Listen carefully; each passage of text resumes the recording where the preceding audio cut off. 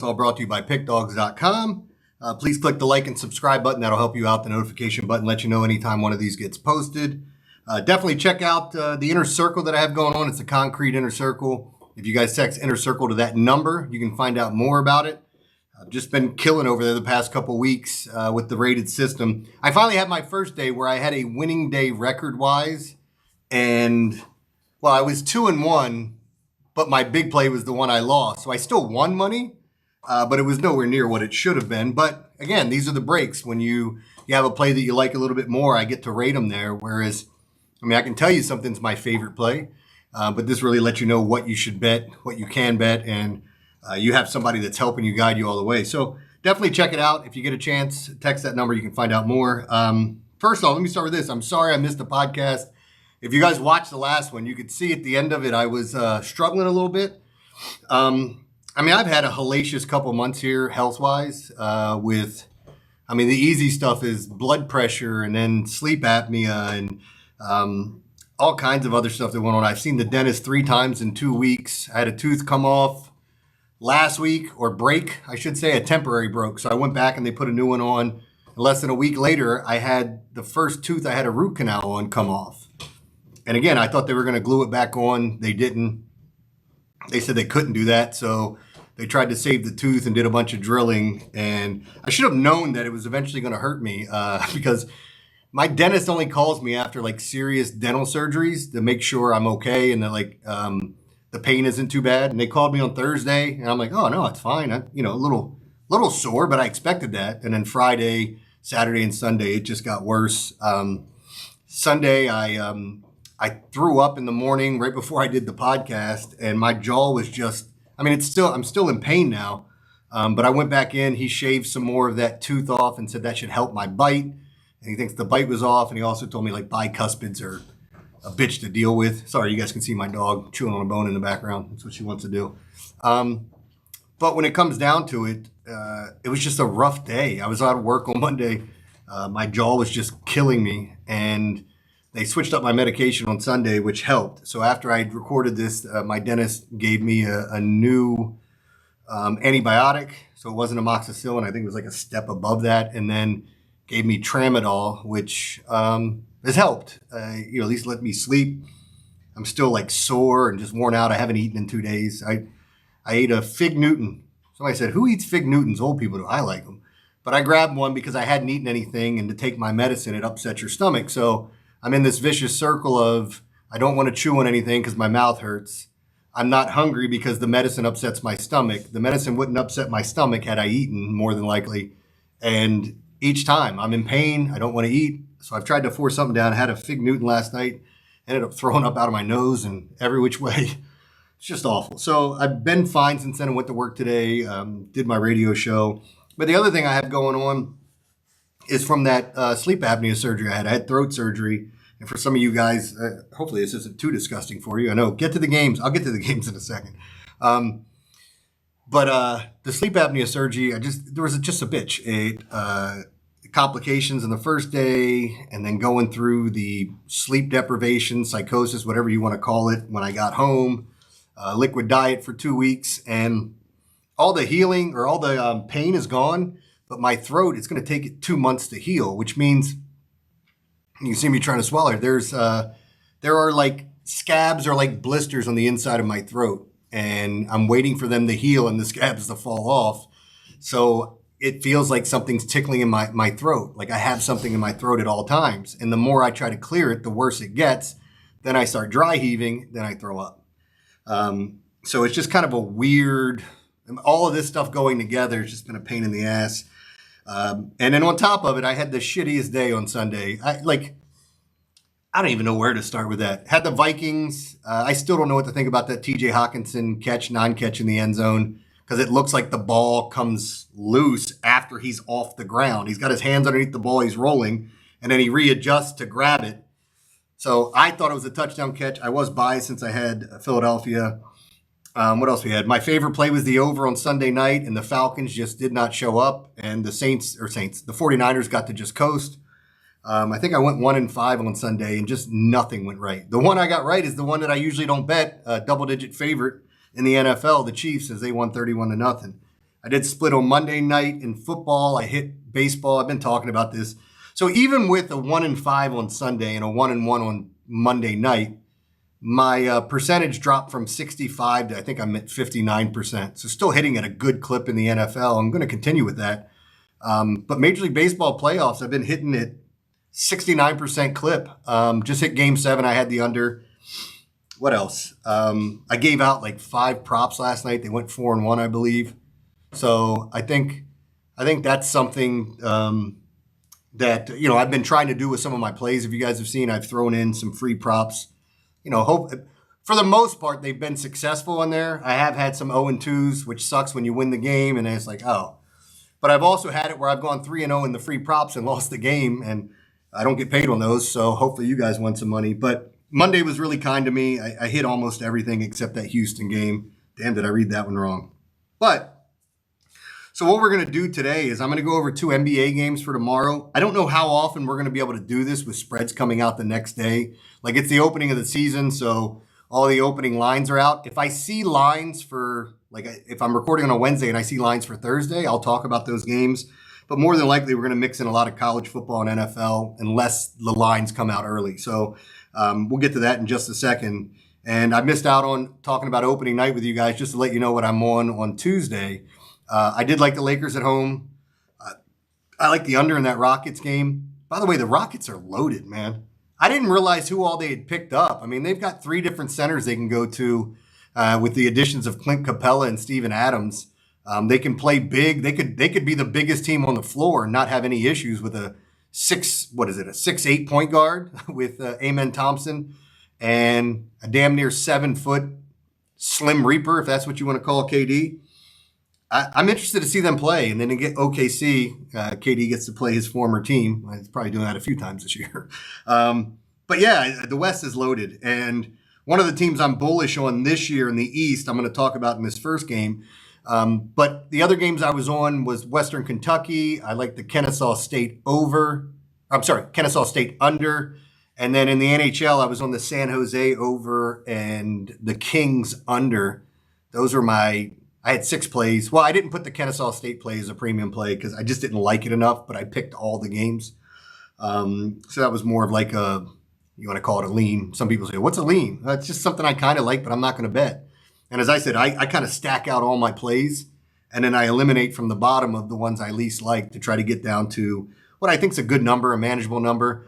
If it's a day where I just love a lot of stuff, I'm just going to let it ride and see what happens. But so far, the past couple of weeks have been good. This Sunday was just absolute horrific for me. And Saturday was Kiss Your Sister Day. Nothing special. I added 2. So if I didn't add the 2 games I added in the morning, I would have had a winning day. But I added 2 losers in the morning, LSU and I think Akron. So just didn't go my way. But let me get into these games. I've been talking for like 5 hours today, and now getting this out of the way and hopefully maybe falling asleep this afternoon. My sleep schedule, I just got to get it back on track after, I think I slept like 40 hours Saturday and Sunday. I mean, that's what it felt like. Or Saturday, Sunday, Monday. Just sleep 3 hours, wake up, go back to sleep in 3 hours, wake up, same thing. But anyway, let's start it off with the team I'm bullish on. It's the Orlando Magic. They're hosting the Miami Heat. So let me just give you an update on some of the additions and losses that they had in the offseason that you may or may not be familiar with. I only tried to pick the ones that I thought were the biggest ones or the best names. So here we go. If you're looking at Miami, they lost Duncan Robinson. They traded him. And Norman Powell.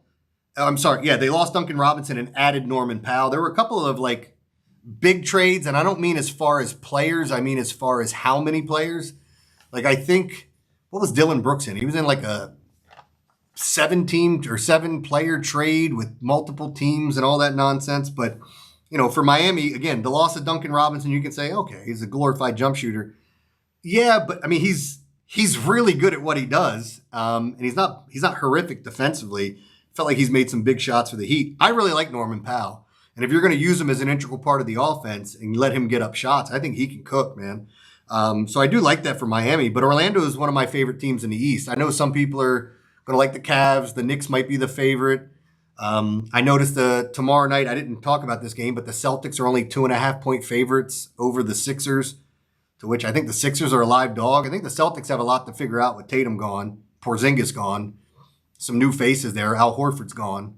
So there's going to be some wholesale changes for Boston. But in this game, Orlando's -8, 214.5. Orlando lost Cole Anthony and KCP.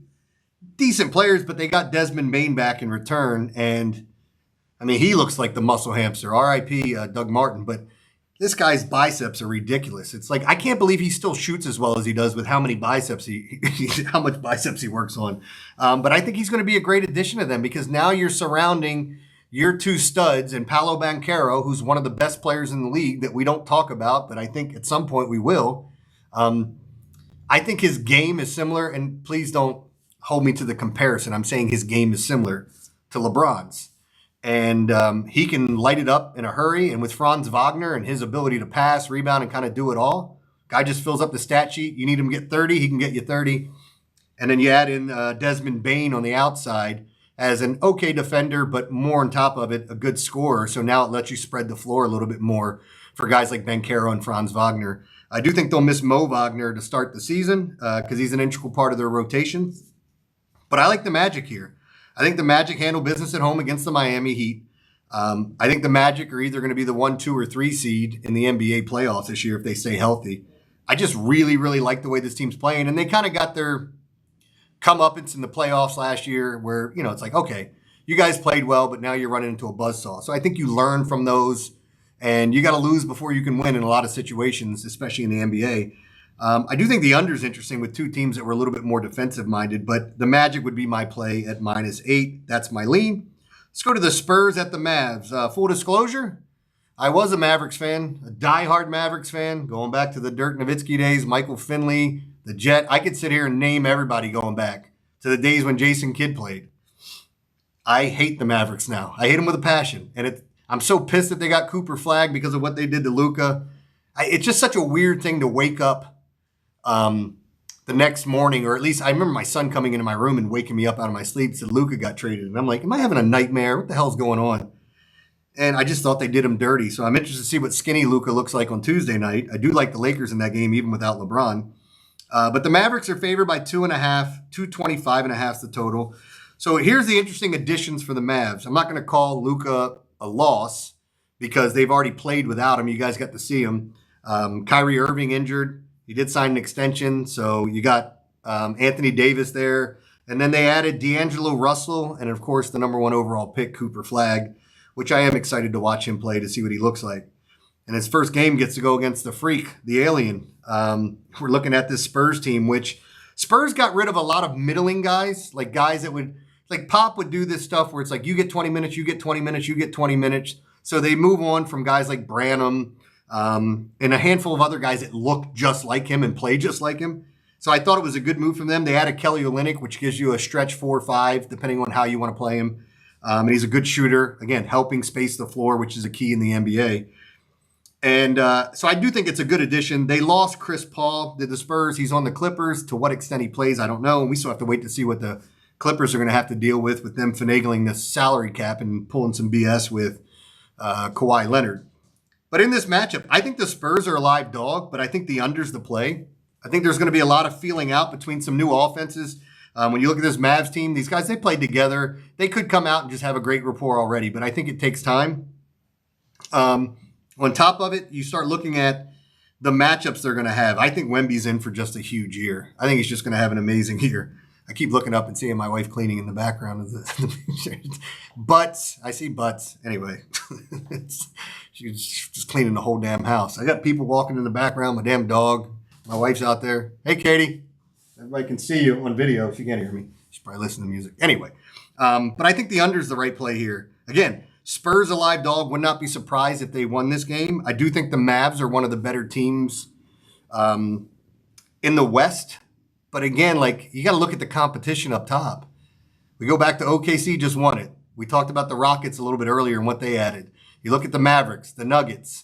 Do the Lakers get involved? The Clippers are loaded. What happens with them? Do they have enough mouths to feed there? I mean, is there enough balls to go around? That just sounds really creepy. But, you know, it's a lot of things that we're going to have to look at. So I'm a huge NBA fan. I'll have NBA plays every single day. I'll probably start talking about some prop plays as the season goes on. Yeah, but I would bet the Magic over season wins. I just think they're going to be really good. All right, let's move on. And again, my lean would be to the under in the Spurs Mavs. I think I said that. College football, Missouri State at New Mexico State. Total's 52 in this one. Again, I've talked about New Mexico State and how much I don't think they're a good team. It's not like Missouri State is. On these Tuesday, Wednesdays, we're going to get a lot of less than teams, typically.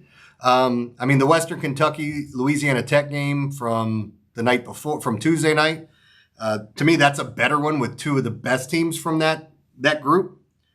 But, look, these are two of the cellar dwellers that we're going to talk about. And New Mexico State's played better than I think they are, but I think some of it's matchup. But I do like points here. I don't think either defense is stopping the other one. I would lean towards the over 52 in this matchup. I just think it's a very interesting play with some of these schools. But the game that stands out to me, and again, it's another freemium, will be the Middle Tennessee State at Delaware. I guess they don't go by state anymore, right? Middle Tennessee at Delaware. I've watched Delaware. I've had plays on and against them multiple weeks this year. They can score with the best of them. They can score quickly. I don't think they're going to have an issue scoring on Middle Tennessee. And conversely, I think Middle Tennessee scores. I think the number of 55 is too low. My free play is the over in Middle Tennessee State at Delaware. I think I already have. No, I haven't put that play up yet, but it will be up there as one of my favorite college football plays of the day. So that's everything, guys. I want to tell you guys, make sure you're checking out all the premium plays over at Pickdawgz. Lots of great handicappers over there. I put up my plays early. I usually have my NFL and college plays up on Wednesday and Thursday, or at least most of them, and I add the more research I do throughout the week. We do have a busy time. I want to tell you my play for the first game of the World Series is up. As I said, I'm hitting 69% in the postseason. Been a really, really nice run. Even with the nice run, I feel like we had some bad breaks. Vlad Guerrero scoring on a wild pitch. We lose by a half a run in one of those games. Betting on pitchers that just don't have it. I think last night in the last World Series game, Game 7 of the ALCS, I had the under 7.5. So that 3-run shot by George Springer. Thank God nobody else scored. And we won that game. But I also had Kirby under strikeouts. He was 3.5. He had 3. And I had Shane Bieber over strikeouts. He was 4.5 and had 5. Neither one of them went 5 innings. It's kind of what we talked about on that one podcast about nobody's safe. Like, you got all these frontline pitchers and they're still going to yank them. So if you guys want to check out my World Series play for Game 1, I love it. I think I have a pretty good feel for this series too and the matchups. But we're going to play it game by game and see what happens. I handicap it all the same. So if you guys want to check that out, it is up already for Friday. But that being said, I hope you guys enjoy the podcast. I'll be back tomorrow with another podcast. As I say every day until something happens, like tooth pain. And I am such a bitch when it comes to tooth pain. I think it's the worst kind of pain. So I could sit here and list like 3 of the worst pains I've ever had. And one is kidney stones. And the one that really stands out to me is that hot tooth. And for people that don't know what it is, there was an infection underneath my tooth. And the nerve got, damaged or whatever. There was just something going on there, and they couldn't numb me. So they had to cut off that tooth while I'm awake, and I could feel all of it. And I just remember like shaking nonstop and sweating profusely. Like the dentist chair was just covered in sweat. And that night, I got all hopped up on pain pills, and just so I could go to bed. I woke up at 2 a.m. and all I wanted to do was die. Like it was the worst pain. I'm going, oh my God. I think I took 4 Benadryl, which I don't do that.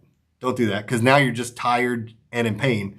And it wrecked me that night. Just awful. So I hope none of you guys have to go through that. I think I still have anxiety going back to the dentist now where I'm like shaking and sweating, but had some bad experiences. So anyway, guys, again, hope you enjoyed this. Hope you won some cash. I'll be back tomorrow with another podcast. Again, my apologies for missing yesterday, but I'm the guy that'll apologize for apologizing. So I'm sorry that I said I'm sorry. Anyway, good luck, guys.